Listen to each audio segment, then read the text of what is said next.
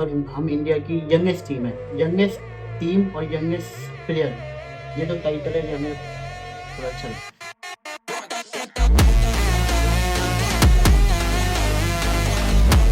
वो मैच कैसा था? है। तो स्कोर तो मैं बताऊंगा नहीं, बहुत बेकार था, वैसे हम ही हारे थे। आप मेंटली अपने आप को प्रिपेयर कैसे करते हो? मोबाइल से दूर है।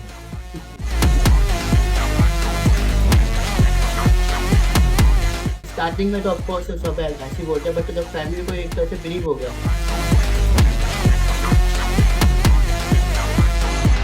right now I am an executive committee member of Wheelchair Basket Federation of India। Disable में एक सबसे बड़ी दिक्कत है कि वो घर से बाहर नहीं आता। हाँ ऑफकोर्स मुझे अपने पैरालंपिक में मेडल लेके फिर मोदी जी के साथ जाने जो हमेशा होता है।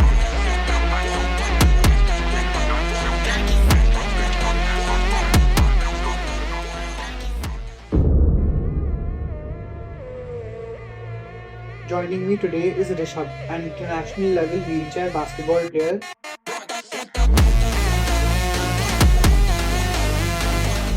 who has represented India on several prestigious platforms. His journey is one of dedication, perseverance, and incredible skill.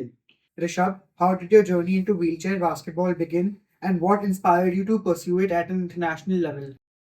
Journey की बात करूँ तो 2016 में जो मेन जर्नी स्टार्ट हुई थी, उससे पहले भी मैं बास्केटबॉल खेलता था, बट क्या है जब इतना इंटरेस्ट नहीं था। जब मुझे सिर्फ मैचेस देखने में मज़ा आता था कि मेरे जैसे हैंडीकैप लोग खेल रहे हैं, तो उस टाइम पे मैं देखता था। तो अमर ज्योति स्कूल से मैंने मतलब नर्सरी टू 8 कंप्लीट करी है। तो वहाँ पे एक टीचर थे, उन्होंने मुझे कहा था कि चल ठीक है, तू बास्केटबॉल देख मत, तू खेल। तो मैंने खेल के देखा, तो मेरा जो इंटरेस्ट है वो और भी अच्छा और भी बढ़ा। तो उसके बाद फिर वरुण सर आए, वरुण सर ने फिर मेन जर्नी स्टार्ट करवाई। फिर हमने फर्स्ट कैंप अटेंड किया था 2016 में, जब उस टाइम पे थाईलैंड की टीम आई थी। तो हमने देखा कि ये जो व्हीलचेयर बास्केटबॉल है इंटरनेशनल लेवल पर भी है। तो फिर हमें इसके बारे में और पता चला, फिर हम इसके साथ कनेक्ट हुए। फिर 2016 में मैंने एक इंडिया टीम का सिलेक्शन कैंप अटेंड किया था, जो कि इंडिया की फर्स्ट टीम जा रही थी उस टाइम पे 2017 अंडर 23 के लिए।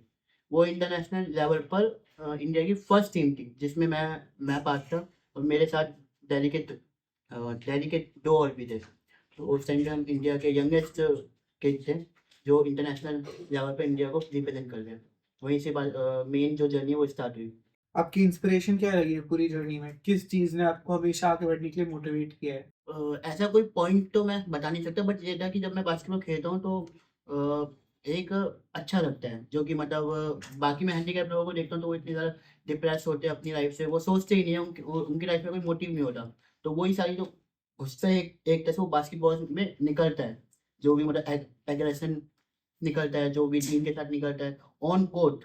तो वो जो मुझे पॉइंट है वो बहुत अच्छा लगता है। आपकी इंस्पिरेशन क्या रही है? इंस्पिरेशन ये है कि मैं इंटरनेशनल लेवल पर इंडिया को जो है हम पहली चीज़ ये है कि हम एशिया क्वालिफाई करें हैं, और जो है कि अपने इंटरनेशनल प्लेयर जो हमारे हैं, हम उनके साथ जाके खेलें। जैसे कि अभी जैसे वर्ल्ड वाइड देखेंगे हम, स्टीव स्टीरियो है, पैट्रिक एंडरसन है, ये व्हीलचेयर बास्केटबॉल के इंटरनेशनल प्लेयर है, और ये पैरा ओलंपिक मेडलिस्ट है।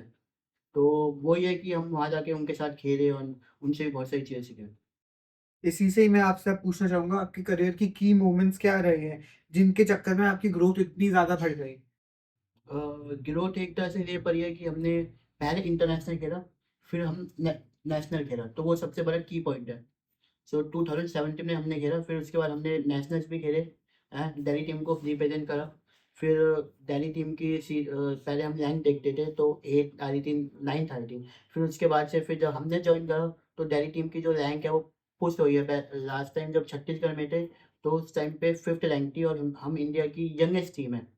तो नेशनल लेवल पर जो खेल रहा है, तो हमारे पास सबसे छोटा बच्चा है नेशनल लेवल पर। और अभी जो इंडिया की टीम गई है अभी 2024 में, अभी लास्ट नवंबर में, तो उस टाइम पे हमारे पास हमारी टीम से 5 प्लेयर थे। तो यंगेस्ट टीम और यंगेस्ट प्लेयर, ये जो टाइटल है ये हमें थोड़ा अच्छा लगता है। मतलब future players, future India player, का हाँ फ्यूचर। इंडिया के फ्यूचर, क्योंकि जब तक फ्यूचर को मौका नहीं मिलेगा तो मुझे नहीं लगता कि हम एशिया क्वालिफाई करेंगे। बस वही एक है। आपकी करियर का सबसे इम्पोर्टेंट मोमेंट या सबसे ऐसा मोमेंट जो आप हमेशा याद रखोगे वो क्या है? इंटरनेशनल लेवल पर first basket, first basket, China के खिलाफ। चाइना। हाँ, वो मैच कैसा था? वो मैच तो चलो स्कोर तो मैं बताऊँगा नहीं, बहुत बेकार था, वैसे हम ही हारे थे। तो ये था कि इंटरनेशनल लेवल पर आप जब जाके सीखते हो ना दूसरी टीमों से, तो आपको एक अलग एक्सपीरियंस मिलता है। इंडिया में आप खेल रहे हो बहुत बढ़िया, बट इंटरनेशनल लेवल पर आपको पता चल जाता है कि आपको कितनी मेहनत करने की ज़रूरत है। तो मेरी जो फर्स्ट बास्केट थी, तो उस टाइम पे मुझे आँसू भी आ गए थे। मैं कह रहा first basket, how is possible? कैसे हो गया? तो वो तुक्के से गई थी। तो वो मेरे लिए एक की पॉइंट है। आप इतने इंटरनेशनल लेवल पे इतना अच्छा बास्केटबॉल खेलते हो तो हुँ। आपकी ट्रेनिंग कैसी है कि आप अपना शेप बना रखो और इतने लेवल पे हमेशा खेल पाओ? सेम ये है कि डिसिप्लिन एंड कंटिन्यू, ये 2 की पॉइंट्स रहते हैं, तो इन्हीं पे हम ज़्यादा फ़ोकस करते हैं। एंड ये है कि हम रोज़ तो इसे टाइम नहीं दे पाते, बट हमारा टारगेट होता है कि हम वीक में 3 या 4 बार अपनी स्किल्स पे काम करें। आप मेंटली अपने आप को प्रिपेयर कैसे करते हो? मोबाइल से दूर रहकर। मोबाइल से हम जितना मतलब दूर रहते हैं, तो उतना ही हम ग्राउंड पे अच्छा परफ़ॉर्म करते हैं। तो मेंटली आप कह रहे हो कि जितना हम फ़ोन से दूर रहेंगे मेंटली उतना स्ट्रॉन्गर बनेंगे। हाँ। आपने अपने इंटरनेशनल खेलने के कॉम्पिटिशन्स में चैलेंजेस कैसे-कैसे फेस किए और क्या-क्या फेस किए हैं? चैलेंजेस ये होते हैं कि जो हमारी बेसिक रिक्वायरमेंट है, वो हमारी फुलफ़िल नहीं हो पाती। जैसे कि हमारे पास एक व्हीलचेयर आती है जो इंडिया में 35,000 की है, तो वो ही व्हीलचेयर हमें मिल नहीं पाती। आप इंटरनेशनल लेवल पे जाते हो, तो उनकी जो व्हीलचेयर की कॉस्ट होती है वो मिनिमम 8 लाख, 10 लाख, 15 लाख, 20 लाख ऐसे बढ़ती रहती है।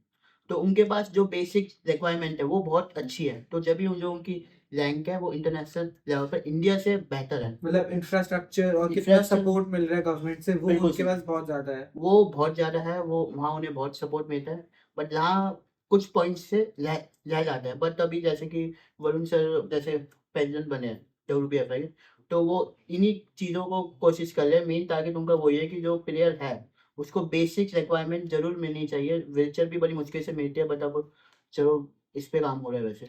अब आपको क्या लगता है हम इन चैलेंजेस को ओवरकम कैसे कर सकते हैं? ओवरकम यही है कि बेसिक रिक्वायरमेंट जो प्लेयर की है वो फुलफ़िल की जाए। जैसे कि व्हीलचेयर्स हो गई, और कोर्ट भी नहीं मिलता। जैसे कि जो हमारी व्हीलचेयर होती है वो स्पेशलिस्ट इंडोर कोर्ट के लिए होती है, ठीक है? हम उससे आउटडोर कोर्ट में खेलेंगे, जो हमारे टायर है वो फटने के ज़्यादा चांसेस होते हैं, व्हीलचेयर डैमेज होने का ज़्यादा चांसेस होता है। व्हील ट्रैक और व्हील ट्रैक जैसे डिवाइसेस ने आपको और आपकी दिल्ली टीम को अपने पर्सनल गोल्स अचीव करने में कैसे हेल्प किया है? आज दिल्ली टीम को बेस्ट टीम मानी जाती है और यंगेस्ट टीम, तो उसमें व्हील ट्रैक जैसी टेक्नोलॉजीज और व्हील ट्रैक ने कैसे हेल्प की है आपकी? टेक्नोलॉजी इसमें बिल्कुल सपोर्ट करती है, डेटा आपको मेजरमेंट करती है। आईएमई सेंसर वो हमें मदद करता है कि जिससे कि हमें अपनी स्पीड के बारे में पता चलता है। जितनी ज़्यादा हमारी स्पीड होएगी, तो उतने हमारे अच्छे मूवमेंट होंगे। इससे क्या है कि हम गेम में उतना एक्टिव होंगे। इससे क्या होगा कि हम क्या है कि फिर उतनी जल्दी बास्केट भी कर पाएँगे, क्योंकि जो बास्केटबॉल का जो एक तरह से जो गेम है वो टाइमिंग के ऊपर भी आईएमओ हेल्प करता है। Can you share your experiences with competing internationally? How does wheelchair basketball in India compare to other countries? यही है कि हमें एक्सपीरियंस मिलता है जब भी हम जाते हैं, हैं? तो जब तक हमें एक्सपीरियंस नहीं मिलेगा इंटरनेशनल लेवल का, तो मुझे नहीं लगता कि हम शायद से उस स्टेज को क्वालीफाई कर पाएँगे। हम्म। और वहाँ का सीन कैसा है बास्केटबॉल का और यहाँ का कैसा है? वहाँ का पहले इंफ्रास्ट्रक्चर बिल्कुल डिफरेंट है, जब भी आप जाते हो, हैं? तो उन्हें चीज़ें मिल रही है, हमें भी मिल रही है, बट क्या हो रहा है कि हमें उसके लिए मेहनत करना पड़ रहा है। तो वहाँ जैसे क्लब बने पड़े हैं, तो वहाँ पे खेल रहे हैं, वहाँ नेशनल हो रहे हैं, तो खेल रहे हैं, कंटिन्यू एक्टिविटीज़ हो रही है, तो वो भी होता है।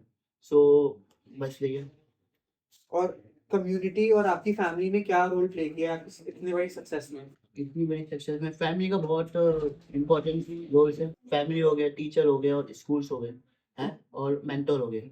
तो ये 4 की पॉइंट होते हैं जो मुझे मुझे लगता है हमें बहुत सही से मिला है। वरुण सर हमारे जो मेंटर हो गए, जो हमारे स्कूल हो गया, हैं? नर्सरी से लेकर 8 तक तो हम एक ही स्कूल में थे। हम उसके बाद गवर्नमेंट स्कूल में जाते हैं, हैं? तो उसके बाद क्या क्या होता है कि बास्केटबॉल बिल्कुल बिल्कुल बंद हो जाता है। बट क्या था, जो हमारा पहले वाला स्कूल था, उन्होंने हमें बोला ठीक है तुम ऐसा करो, तुम हमारे स्कूल में आके खेल सकते हो। उन्होंने हमें अलाउ कर दिया। तो वहाँ हमें फिर जो हमारा गवर्नमेंट स्कूल था, तो वहाँ जैसे कि बास्केटबॉल कोर्ट नहीं है।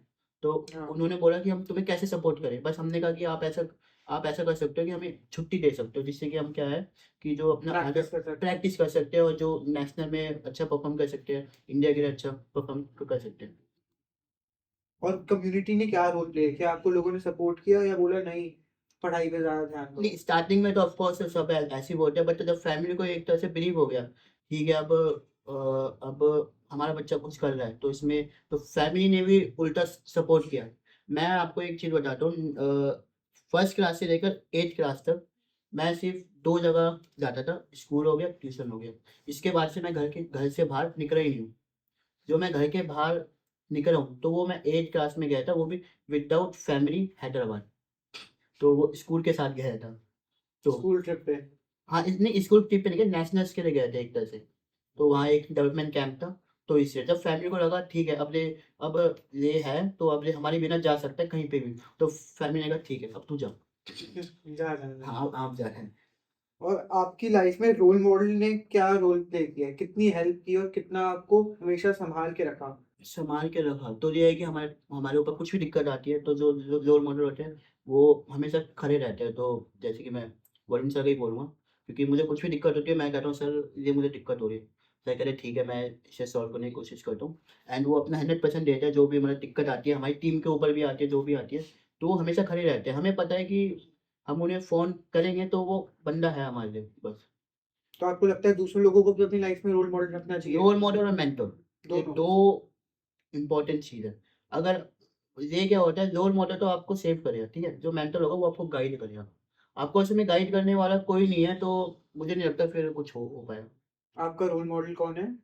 रोल मॉडल वैसे वरुण सर को ही बोलेंगे, बट क्या है हम जिसकी तरह बनना चाहते हैं, जैसे कि हमारे जैसे इंटरनेशनल प्लेयर हो गए, स्टीव मिस्त्री हो गए, हैं? और पैट्रिक एंडरसन हो गया, हमने देखा है, हमने फर्स्ट वीडियो जब सर्च मारी थी यूट्यूब पे, जब हम आए थे, तो व्हीलचेयर बास्केटबॉल हमने सर्च मारा था, तो हमें हमें वही दिखे थे। तो हमने सोचा भाई इनके साथ तो ऐसा ही बनना है, जैसा इन्होंने अपनी कंट्री के लिए किया है, तो वो ही हम करना चाहते हैं।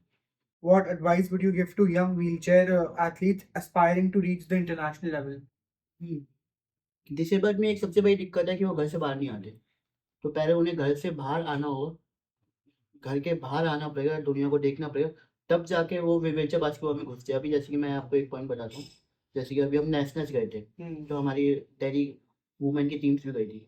तो क्या है कि वो गर्ल्स ऐसी थी कि वो घर से बाहर आई नहीं थी। तो हमने उनसे पेरेंट्स से रिक्वेस्ट करा कि आप जाने दो, ठीक है? आप टेंशन मत लो, ये बिल्कुल सेफ रहेंगे। ये नेशनल्स खेलने जा रहे हैं, तो हमने उनकी फैमिली से रिक्वेस्ट करी कि आप जाने तो दो। आप इन्हें बाहर देखने दो, आप जब खुद ही इन्हें जाने नहीं दोगे, तो फिर ये क्या देखेंगे एंड क्या सीखेंगे? तो क्या है कि जब गर्ल्स वहाँ से बाहर आई तो उन्होंने कहा, "भैया ठीक है, हमें भी ऐसे ही करना है, आप हमें अपने साथ कनेक्ट करो।" तो हम भी दिल्ली टीम के लिए और इंडिया के लिए मेडल लाना चाहते हैं। बस हमारा यही है कि वो अपने घर से बाहर तो निकले, एक्सपोज़र मतलब। एक्सपोज़र मिले, और क्या है कि जब तक घर से बाहर नहीं आएँगे तो आपको पता ही नहीं चलेगा। क्योंकि मैं खुद ही घर के अंदर रहा हूँ तो मुझे पता है। हुँ। और प्लेयर्स में खेलने की भी इच्छा होनी चाहिए। फिर ये बिल्कुल। नहीं है कि हमारा मन ही नहीं खेलने का, बस तो मज़े-मज़े में टाइम पास के लिए आ रहे हैं। वो नहीं, वो खेल। तो सबसे ज़्यादा ज़रूरी है। जो मज़े के लिए आते हैं वो सिर्फ़ कुछ ही टाइम के लिए होते हैं। जो सीखने के लिए आते हैं वो लंबे समय तक टिकते हैं। तो आपकी एडवाइस क्या रहेगी इन प्लेयर्स को जिनको आना है और सीखना है बास्केटबॉल आगे? आना है, सीखना है तो सबसे ज़रूरी तो यही है, एक घर वाला पॉइंट कि आपको अपने कम्फ़र्ट ज़ोन से बाहर आना है। आप जब तक अपने कम्फ़र्ट ज़ोन से बाहर नहीं आओगे ना, तो आप भूल जाओ कि कुछ होने वाला है। क्योंकि हम खुद अपने कम्फ़र्ट ज़ोन से बाहर आए आए हम घर से बाहर निकले हैं, तो हमें पता चला है व्हीलचेयर बास्केटबॉल का, कि व्हीलचेयर बास्केटबॉल भी जैसे इंडिया में कुछ है। हुँ। मतलब पुश करके अपनी बाउंड्रीज़ को पुश करके पूरी कोशिश करनी है कि ज़िंदगी में जो अपॉर्च्युनिटी मिले वो पूरी परस्यू करनी है। Definitely, yes. आपके पर्सनल गोल्स क्या है फ्यूचर के लिए in terms of your personal career and contribution to the growth of wheelchair basketball in India? Right now I am an executive committee member of Wheelchair Basketball Federation of India। एक ये था जो मैं शायद से achieve करना चाहता था, बट मुझे मिला है। साथ ही ये है कि ये जो है फेडरेशन बहुत ग्रो करे, जो इंटरनेशनल लेवल पर परफॉर्म करे अच्छे से, जो अभी तक करके आ रही है, बट चाहते हैं कि पहले से बेहतर करे। हुँ। क्योंकि क्या है कि कुछ चीज़ों के कारण ये टीम पहुँचती नहीं है। इस बार जो टीम गई तो उसे भेजना ही बहुत बड़ा चैलेंजेस था, बट ये था कि हम बस इन्हें इंटरनेशनल यही है एक्सपीरियंस बस। मिले बस। आपके पर्सनल करियर गोल्स क्या हैं? और आपको अपने देश के लिए भी मेडल जीतना है, गोल्ड मेडल हाथ में लेके पैरालंपिक्स में। हाँ, ऑफ कोर्स मुझे अपने पैरालंपिक में मेडल लेके फिर मोदी जी के साथ जाना है, जो हमेशा होता है, वो करने का एक है। तो आप कोई हमारे व्यूअर्स को कोई अपना मैसेज देना चाहोगे जाने से पहले? Last message. Last message, comfort zone से बाहर आओ, जबरदस्त से बाहर आओ। Kill your comfort zone. बस वो ही आपको पीछे खींचता है, उसी को आपको ओवरकम करके आगे बढ़ने का मौका मिलेगा, है ना? सही कहा मैंने? बिल्कुल सही, बिल्कुल सही। Thank you. वेलकम।